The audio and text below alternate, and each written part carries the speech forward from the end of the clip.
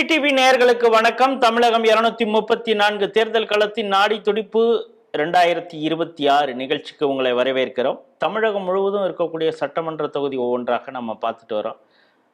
அந்த அடிப்படையில் அந்த சட்டமன்ற தொகுதியுடைய கள நிலவரம் எப்படி இருக்கிறது, யாருக்கு சாதகம் யாருக்கு பாதகம், திமுக செயல்படுத்திய திட்டங்கள் அவங்களுக்கு ஓட்டாக மாறுகிறதா, எதிர்க்கட்சிகள் பலம் பெறுகிறதா, நாம் தமிழர் கட்சியின் வாக்கு சதவீதம் உயர்கிறதா, தாவேக்காவின் தாக்கம் எந்த அளவிற்கு இருக்கிறது, மத்திய அரசுடைய திட்டங்கள் எந்த அளவுக்கு மக்களுக்கு போய் சேர்ந்திருக்கிறது, இதையெல்லாம் குறித்து தான் கள ஆய்வு செய்திருக்கிறோம்.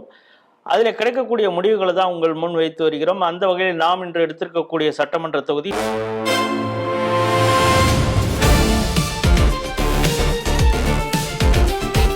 திருத்துறைப்பூண்டி. இது ஒரு தனி தொகுதி, பட்டியல் சமூகம் போட்டியிடக்கூடிய தொகுதி. திருவாரூர் மாவட்டத்தில் வருது. இங்கே மொத்த வாக்காளர்கள் 2,25,000, ஆண் வாக்காளர்கள் 1,11,000, பெண் வாக்காளர்கள் 1,14,000 பேர் இருக்காங்க. 2021 சிபிஐ கட்சியை சேர்ந்த மாரிமுத்து இங்கு வெற்றி பெற்றார். சுரேஷ்குமார் அப்படிங்கிற அதிமுக வேட்பாளரை எதிர்த்து வெற்றி பெற்றார் 30,000 வாக்குகள் வித்தியாசத்தில். அப்பொழுது ஆர்த்தி அப்படிங்கிறவங்க நாம் தமிழர் கட்சியின் சார்பாக 15,000 வாக்குகள் வாங்கியிருக்காங்க, கிட்டத்தட்ட 8% வாங்கியிருக்கிறாங்க. 2016 ஆடல் அரசன் திமுக கட்சியை சார்ந்தவர் வெற்றி பெற்றிருக்கிறார் அதிமுகவை எதிர்த்து. அந்த தேர்தலில் சிபிஐ உலகநாதன் அப்படிங்கிறவர் போட்டிட்டு 33,000 ஓட்டு தான் வாங்கியிருக்கிறாரு அப்படிங்கிறத பார்க்குறோம். இப்பொழுது மீண்டும் 2026 மாரிமுத்து சிபிஐ கட்சியின் சார்பாகவும், அதிமுக கட்சியின் சார்பாக பாலதண்டாயுதம், நான் தமிழர் கட்சியின் சார்பாக வினோதினி, தாவேகா கட்சியின் சார்பாக பாண்டியன் போட்டியிடுகிறார்கள். தற்போது களம் யாருக்கு சாதகமாக இருக்கிறது அப்படிங்கிறத கள ஆய்வில் ஈடுபட்ட தேவா அவர்களுடன் கேட்டு பெறுவோம். வணக்கம். இந்த திருத்துறைப்பூண்டி சட்டமன்ற தொகுதியை பொறுத்தளவு நீங்க எந்தெந்த பகுதியில கள ஆய்வு செஞ்சீங்கன்னா? திருத்துறைப்பூண்டி தொகுதியை பொறுத்தளவு பாத்தீங்கன்னா, திருத்துறைப்பூண்டி நகராட்சி, முத்துப்பேட்டை பேரூராட்சி பகுதி, கச்சனம், விலக்குடி, கோட்டூர், ராயநல்லூர், இடும்பாவனம், ஜாம்பவானோடை, பெருக வாழ்ந்தான், சித்தமல்லி போன்ற பகுதிகளில் நான் கள ஆய்வு பண்ணியிருக்கிறேன். இது திருத்துறைப்பூண்டி தொகுதி பார்த்தீங்கன்னா, திருத்துறைப்பூண்டி ஒன்றியம், கோட்டூர் ஒன்றியம், முத்துப்பேட்டை ஒன்றியம். இந்த கள ஆய்வு செய்த பகுதிகளில் எந்தெந்த சமூகங்கள் அதிகமாக அடர்த்தியாக இருக்கிறாங்க? இப்ப பாத்தீங்கன்னா, முத்தரையர் சமூகம் அவங்க விலக்குடி, ராயநல்லூர், பாமணி, குறும்பலம், கீரக்கலூர், உப்பூர், தொண்டிக்காடு, தில்லைவிளாகம், தா கீழக்காடு, கற்பகநாதர் குளம், இடும்பாவனம், விலங்காடு, நல்லூர் போன்ற பகுதிகளில் பெரும்பான்மையா வசிக்கிறாங்க. அகமுடையர் சமூகம் அப்படின்னு பாத்தீங்கன்னா, மண்ணுக்கு முண்டான், மழவராய நல்லூர், வாட்டார், ஆலத்தம்பாடி, கொக்கலாடி, பொறுக்கை, குறும்பல், மேலமருதூர், ஆலங்காடு, ஜாம்பவானோடை, கள்ளிக்குடி, கீழ்பெருமழை, மேலப்பெருமழை, மேல நம்மங்குறிச்சி போன்ற பகுதிகளில் அந்த சமூகங்கள் பெரும்பான்மையா வசிக்கிறாங்க. கல்லர் சமூகம் பாத்தீங்கன்னா இந்த தொகுதி ஃபுல்லாவே படர்ந்து தான் இருக்கிறாங்க, குறிப்பிட்ட இடம் சொல்ல முடியல. வன்னியர் சமூகம் பாத்தீங்கன்னா ஓவரூர், பங்காநல்லூர், ஆலத்தம்பாடி, அம்மனூர், ஆண்டாங்கரை போன்ற பகுதிகளில் அவங்க பெரும்பான்மையா வசிக்கிறாங்க. முஸ்லிம் சமூகம் அப்படின்னு பாத்தீங்கன்னா எடையூர், கட்டிமேடு, ஆதிரங்கம், நெடும்பாலம், பாமணி, முத்துப்பேட்டை, உதய மார்த்தாண்டபுரம், பல்லங்கோவில் போன்ற பகுதிகளில் அவங்க பெரும்பான்மையா வசிக்கிறாங்க. பட்டியலினம் பாத்தீங்கன்னா ஆரியலூர், குன்னலூர், பாண்டி, சங்கேந்தி, வடசங்கேந்தி, வேப்பஞ்சேரி, நெம்மேலி, ஆதிச்சபுரம், அக்கரை கோட்டகம், ஆலாத்தூர், இருள்நீக்கி, களப்பால், கருப்பு கிளார், கெழுவத்தூர், கும்பட்டி திடல், கோட்டூர், புன்னியூர், குறிச்சி மூலை, நொச்சியூர், ஒரத்தூர், பைங்காட்டூர், பனையூர், பள்ளிவர்த்தி, புழுதிக்குடி, சேந்தமங்கலம், செருகளத்தூர், தெற்கு நாணலூர், திருக்கலார், வாட்டார், வெங்காத்தார்குடி, விக்கிரபாண்டியம், குன்னூர், கொத்தமங்கலம், மணலி, நுணாக்காடு, சேகல், திருவலஞ்சுழி போன்ற பகுதிகளில் இவங்க பெரும்பான்மையா வசிக்கிறாங்க. யாதவர் சமூகம் பார்த்தீங்கன்னா ஆதிரங்கம், எழிலூர், கொக்கலாடி, கோமல், பாமணி, முள்ளூர், வரம்பியம், வேலூர், தில்லைவிளாகம் போன்ற பகுதிகளில் இவங்க பெரும்பான்மையா வசிச்சுட்டு இருக்கிறாங்க. இதுதான் இந்த தொகுதியை பொறுத்தளவுல சமூகங்கள் படர்ந்து வசிக்கக்கூடிய இடங்களா இருக்குது. பல்வேறு சமூகங்கள் எந்தெந்த பகுதியில் இருக்காங்க அப்படின்னு சொன்னீங்க. அவங்க எந்த கட்சிக்கு ஆதரவாக இருக்காங்கங்கிறது ஒன்று. இதில் எந்த சமூகம் டிசைடிங் ஃபேக்டராக இருக்கு, அவர் அந்த ஓட்டு தான் தீர்மானிக்குது வெற்றி அப்படின்னா எந்த சமூகம்? இது தனி தொகுதியாக இருந்தா கூட எந்த சமூகம் அதிகமாக வாக்குப்பட்டா அவங்க ஜெயிப்பாங்க. இங்க வந்து சமூகம் அப்படின்னு பாத்தீங்கன்னா பட்டியலினம் தான் அதிகமா இருக்கு இந்த தொகுதியில. பொதுவா திருவாரூர் மாவட்டமே சொன்னேன். இந்த தொகுதியிலையும் வந்து பட்டியலினம் தான் அதிகமா இருக்கிறாங்க. இருந்தாலும் இது வந்து தனி தொகுதிங்கிறதுனால பட்டியலினத்துல தான் எல்லா கட்சியில இருந்தும் போட்டியிடுவாங்க. இங்க வந்து திமுகவுடைய வாக்குகள் அப்படின்னு பாத்தீங்கன்னா கிட்டத்தட்ட முஸ்லிமோட வாக்குகள் தான் அவங்களுடைய வெற்றியை இங்க தீர்மானிக்குது. அதனால அவங்க தான் இங்க உள்ள இதை தீர்மானிக்கிறாங்க அப்படின்னு சொல்லலாம். மற்றபடி இந்த சமூகத்துல ஒரே சமூகத்துல தான் எல்லாருமே நிக்கிறாங்க. அதனால முஸ்லிம் வாக்குகள் தான் திமுகவுக்கு சப்போர்ட்டா இருக்கு அப்படின்னு சொல்லலாம். ஏனைய சமூகங்கள் முத்திரையராக இருக்கட்டும், அகமுடையார்களாக இருக்கட்டும், யாதவர்கள் இவங்கெல்லாம் எந்தெந்த கட்சிக்கு ஆதரவாக இருக்கிறாங்க? இங்க முத்தரையர் அப்புறம் வந்துட்டு யாதவர் அகமுடையர் இப்படின்னு பாத்தீங்கன்னா எல்லா கட்சியிலுமே இருக்காங்க. திமுக அதிமுக 2 கட்சியிலுமே ஸ்ப்ரெட் ஆகி இருக்கிறாங்க. கம்யூனிஸ்ட் கட்சியில இவங்க வந்து இல்ல சொல்ல போனா. ஏன்னா அது வந்துட்டு அந்த இதுக்காக மட்டும் அப்படின்ற மாதிரி ஒரு சூழல் தான் இருக்குது. கம்யூனிஸ்ட் கட்சியை விட இது வந்து திமுகவிலையும் அதிமுகவிலையும் தான் மற்ற சமூகங்கள் ஏனைய சமூகங்கள் 2 பக்கமுமே இருக்கிறாங்க. குறிப்பிட்ட கட்சிக்கு ஆதரவு அப்படின்ற நிலைப்பாடெல்லாம் இல்ல. 2 கட்சிக்குமே இதாதான் இருக்கிறாங்க. திருத்துறைப்பூண்டி ஒரு காலகட்டத்தில் கம்யூனிஸ்ட் கோட்டை அப்படின்னு சொன்னாங்க. இப்ப அது கோட்டையாக இருக்குதா, அதுல பெரிய ஓட்டை விழுந்திருக்குதா? கோட்டையில பெரிய ஓட்டைன்றதை விட பெரிய பள்ளம் விழுந்திருக்குன்னு கூட சொல்லலாம். இங்க வந்து கம்யூனிஸ்ட் வந்து தனிப்பட்ட முறையில நின்னப்ப கூட பெரிய அளவுல இங்க ஒன்றும் இல்ல. இப்போதைக்கு வந்து திராவிட கட்சிகளை சார்ந்துதான் அவங்களே போட்டிக்கிட்டு இருக்காங்க. பாத்தீங்கன்னா 11 தடவை கம்யூனிஸ்ட் போட்டிக்கிட்டு ஜெயிச்சிருக்கு. திமுக 2 தடவை ஜெயிச்சிருக்கு. காங்கிரஸ் 1 தடவை ஜெயிச்சிருக்கு. இருந்தாலும் கம்யூனிஸ்ட் கோட்டை வந்து தளர்ந்து போய் பில்டிங் ஸ்ட்ராங் பேஸ்மெண்ட் வீக்குங்கிற மாதிரி தான் ஒரு சுச்சுவேஷன் தான் கம்யூனிஸ்டுக்கு இங்க இருக்குன்னு சொல்லலாம். இதுதான் உண்மையும் கூட. இந்த தடவை வந்து நிறைய பாத்தீங்கன்னா திருத்துறைப்பூண்டியிலே முஸ்லிம் சமூகம் குறிப்பா வந்து ஆதரவா இருக்குன்னு சொல்லுவாங்க. அவங்க எல்லாமே ஓட்டு எல்லாம் ஸ்ப்ரெட் ஆகுது. அதனால இந்த தடவை கம்யூனிஸ்டுக்கான வாய்ப்புகள் இதா இருக்கு. 2வது ஆப்போசிட்ல பாத்தீங்கன்னா அதிமுகவுல முன்னாள் எம்எல்ஏவோட பையன் பாலதண்டாயுதம் அப்படின்றவர் தான் போட்டிக்கிறாரு.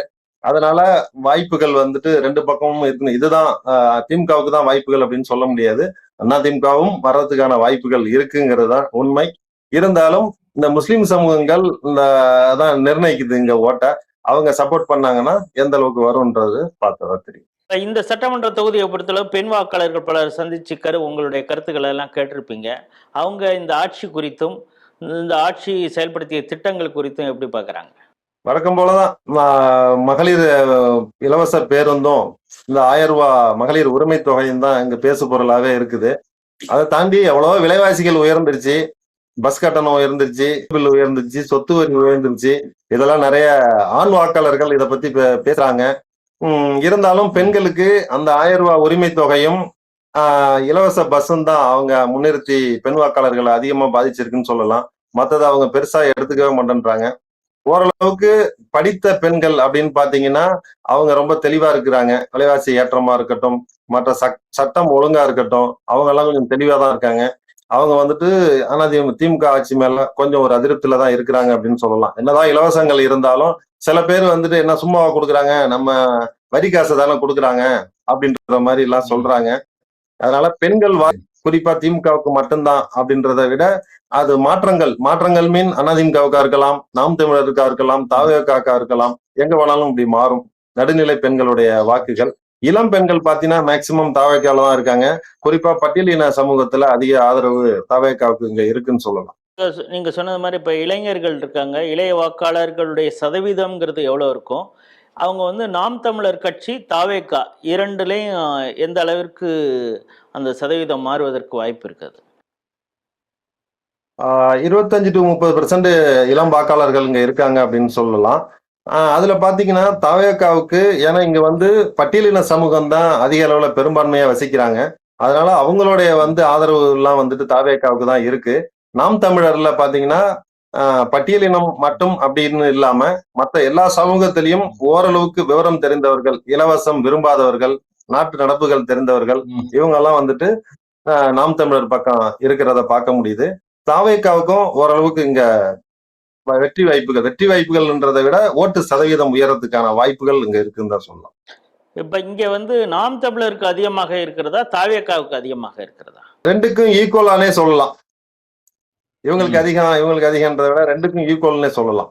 நாம் தமிழருக்கும் தாவேக்காவுக்கும் சம வாய்ப்புகள் தான் இங்க இருக்கு. இங்கே வெற்றியை தீர்மானிக்கக்கூடியது இஸ்லாமியர்களுடைய ஓட்டு அப்படின்னீங்க. இஸ்லாமியர்களுடைய இளைஞர்கள் என்ன நினைக்கிறாங்க? அவங்க தாவேகா பக்கம் இருக்கிறாங்களா, நாம் தமிழர் கட்சி பக்கம் இருக்கிறாங்களா, இல்ல திமுக பக்கம் தான் இருக்கிறாங்களா? இந்த தொகுதியில நான் சுற்றுப்பயணம் மேற்கொள்ளும் போது குறிப்பா முத்துப்பேட்டையில முஸ்லிம் இளைஞர்கள் எல்லாம் வந்து ஒரு புதிய மாற்றத்தை விரும்புறாங்க அப்படின்றத நான் தெரிஞ்சுக்கிட்டேன். ஏன்னா பொதுவா பாத்தீங்கன்னா முஸ்லிம் சமுதாய ஓட்டுகள்னா திமுகவுக்கு தான் பல்கா வரும் அப்படின்ற ஒரு பேச்சு வழக்கு இருக்குது. அதை தாண்டி இங்க இருக்கிற இளைஞர்கள் ஒரு மாற்றத்தை விரும்புறாங்க. திமுகவை தாண்டி அதிமுகவை தாண்டி ஒரு புதிய மாற்றத்தை விரும்புறாங்க. அது தாவேகாவா நாத்தாக்காவா அப்படின்றது குறிப்பிடவில்லை. இருந்தாலும் அவங்க ஒரு புதிய மாற்றத்தை விரும்புறாங்க. அதனாலதான் சொல்றேன், திமுகவுடைய ஓட்டு சதவீதம் முஸ்லீம் சைட்ல வந்து குறையறதுக்கான வாய்ப்புகள் இருக்கு. இங்க இருக்கிற இளைஞர்கள்லாம் புதிய மாற்றத்தை விரும்புறதுனால அவங்க ஸ்ப்ரெட் ஆகி போறாங்க. அங்க உள்ள இருக்கிற இளைஞர்களோட மனநிலை இப்படிதான் இருக்கு. இங்க மீனவர்கள் சமுதாயம் இருக்கு, அவங்க யார் பக்கம் ஆதரவாக இருக்கிறாங்க? இங்க இப்ப மீனவர்கள் சமுதாயம் அப்படின்னு பாத்தீங்கன்னா அவங்க திமுக அதிமுக ரெண்டு சைடுமே தான் இருக்கிறாங்க. கம்யூனிஸ்டுகளுக்கு அப்படின்னு பாத்தீங்கன்னா அதோட வாக்கு சதவீதம் இங்க குறைவா தான் இருக்குது. இந்த ரெண்டு திராவிட கட்சிகளை சார்ந்துதான் மீனவர்கள் இருக்காங்க. குறிப்பா எனக்கு ஒரு ஆளு கைட் பண்ணாரு, நான் அவரை அழைச்சிட்டு போனேன். அவங்க எல்லாம் பாத்தீங்கன்னா பிஜேபியில இருக்கிறாங்க. மீனவ சமுதாயத்துல இருக்கிற சில பேர் வந்து பிஜேபியில பொறுப்புல இருக்கிறாங்க. அதையும் நான் கண்டேன். அதை தாண்டி பாத்தீங்கன்னா இங்க வந்துட்டு அலையாத்தி காடுகள் அப்படின்னு சொல்லிட்டு மாங்குரோவ் காடுகள் சொல்லக்கூடிய அலையாத்து காடுகள் இங்க இருக்குது. இது ஆசியாவோட மிகப்பெரிய 2வது காடு. தமிழ்நாட்டுல மிகப்பெரிய சதுப்பு நில காடுன்னு சொல்லலாம். கிட்டத்தட்ட 119 கிலோமீட்டர் அது பயணிக்குது. இச்சாவரத்தை விட 10 மடங்கு கூட அப்படின்னு சொல்றாங்க. பாக் ஜலசந்தியோட அமைப்புல கோரையாரும் பாமணியாரும் முகத்துவாரத்துல இது சந்திக்குது. இந்த தொகுதியோட மிக முக்கியமான அடையாளம்னு சொல்லலாம். இதை தாண்டி இங்க ஆனா இந்த தொகுதி மக்களுடைய எதிர்பார்ப்புகள், நீண்டகால கோரிக்கைகள் அப்படின்னு பாத்தீங்கன்னா இங்க வந்துட்டு கள்ளச்சாராயத்துல 2024 பல கைது நடவடிக்கைகள்லாம் நடந்திருக்குது. இது பார்டர்ல இருக்கிறதுனால வழக்கம் போல டிபிசியோட நெல் கொள்முதல்ல நிறைய முறைகேடுகள் இங்க நடந்திருக்கு. அப்புறம் விவசாயிகளுக்கு குறிப்பா பாத்தீங்கன்னா கடைமடைக்கு தண்ணீர் வருது, வர்றது இல்ல. மழைக்காலத்துல அதிகமா இங்க மீனவர்களுக்கு தடைக்கால சரியான முறையில ஒரு 50% தான் வழங்குறாங்க, ஒரு 50ங்கிறது இல்ல.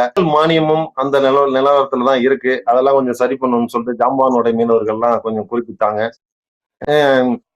இங்க பாத்தீங்கன்னா மழைக்காலங்கள்ல கடல் நீர் வந்து உள்புகுந்ததுனால நிறைய வந்து நெற்பயிர்கள் வந்து மூழ்கி போயிடுது. அதுக்காக தடுப்பணை கட்டணும்னு சொல்லிட்டு நீண்ட காலமா கோரிக்கை வச்சிருக்காங்க. அதை யாருமே வந்துட்டு பெருசா இது பண்ணல. அதை தாண்டி முத்துப்பேட்டையில நவீன மீன்பிடி துறைமுகம் அமைக்கிறதா சொல்லி வாக்குகள் கொடுத்திருக்காங்க. அது இது வரைக்கும் அதுக்கான எந்த விதமும் நடக்கல. அப்புறம் வந்து இங்க இருக்கிற அரசு மருத்துவமனையோட மேம்பாடு தேவை. இங்க இருக்கிறது இதுன்னா திருவாரூருக்கு மெடிக்கல் காலேஜ் போக வேண்டியதா இருக்கு. அதை தாண்டி அதுதான் தஞ்சாவூர் மெடிக்கல் காலேஜுக்கு போக வேண்டியதா இருக்கு. அதனால எங்களுக்கு ஒரு தரமான மருத்துவமனை வேணும் அப்படின்னு சொல்லிட்டு இங்க உள்ளவங்க எல்லாம் வந்து இது பண்றாங்க. இதை தாண்டி தீவாம்பால் பட்டினம் அப்படின்ற ஒரு ஊர்ல திருத்துறைப்பூண்டி நியர்பை இருக்கு, பாமணிக்கு பக்கத்துல. இந்த ஊர்ல தேர்தல் புறக்கணிப்பு எல்லாம் செஞ்சிருக்காங்க. இதை பார்க்கும்போது தைரியமானவங்க இந்த மாதிரி புறக்கணிக்கிறாங்க. இன்னும் நிறைய ஊர்கள்ல வந்துட்டு கிராமப்புறங்கள்லாம் சாலை போடாம தான் இருக்காங்க அப்படின்றத புரிஞ்சுக்கிட்டேன். இங்க பள்ளி ஸ்கூல்ல வந்துட்டு சரியான கழிவறை இல்ல, சரியான சாலை வசதிகள் இல்ல அப்படின்னு சொல்லிட்டு இந்த கிராம மக்கள் வந்து இங்க தேர்தலை புறக்கணிச்சிருக்காங்க. தேர்தலை புறக்கணிக்கிறாங்கன்னாவே இந்த தொகுதியில எப்படி வேலைகள்லாம் நடந்திருக்கு அப்படின்றத ஒரு புரிதல் இருக்கதான் செய்யுது. இதுதான் இங்க உள்ள இப்போதைய நிலைமை.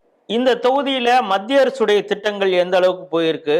இங்க வந்து உள்ளாட்சி பிரதிநிதிகளா பாஜகவினர் இருக்கிறாங்க. பாஜகவுடைய வளர்ச்சி இந்த பகுதியில எப்படி இருக்கு? பாஜகவோட வளர்ச்சி ஓரளவுக்கு இருக்குன்னு தான் சொல்லலாம். நான் சொன்ன மாதிரி மீனவர்கள் மத்தியிலையும் வந்துட்டு பாஜகவோட வளர்ச்சி எல்லாம் ஓரளவுக்கு இருக்குது. ஏன்னா முன்னாடி வந்து கம்யூனிஸ்ட் அதிமுக திமுகவை தாண்டி பாஜக அங்க ஓரளவுக்கு உள்ள வந்திருக்குதுன்னே சொல்லப்படுது. இருந்தாலும் மத்திய கவர்மெண்ட்டுகளுடைய திட்டங்கள் வந்து சரியான அளவுல மக்களை வந்து சென்றடையவில்லை அப்படின்ற ஒரு விஷயம்தான் இங்க பொதுவா பார்க்கப்படுது.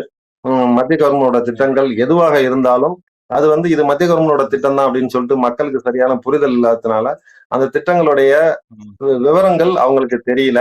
அதனால கிராமப்புற சாலைகள் ஓரளவுக்கு ஒரு பக்கம் போடலைனாலும் ஒரு பக்கம் போட்டிருக்காங்க. நான் பயணிச்ச சாலைகள் எல்லாம் வந்து பிரதம மந்திரி சாலைகள் அப்படின்னு சொல்லிட்டு நிறைய போர்டு வச்சிருக்கிறாங்க. அதை தாண்டி ஜெனரிக் மருந்தகங்கள் ஓரளவுக்கு பயனுள்ளதா இருக்கு அப்படின்றதுதான் சொல்றாங்க.